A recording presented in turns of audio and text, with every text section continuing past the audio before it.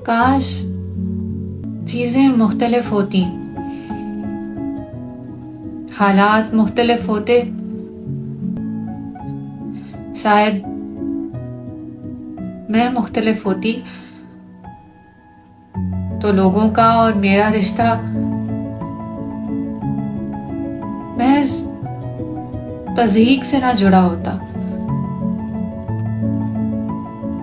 कभी कभी मैं सोचती हूँ कि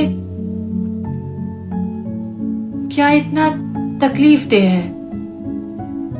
लोगों के लिए मामूल से कुछ अलग देख लेना,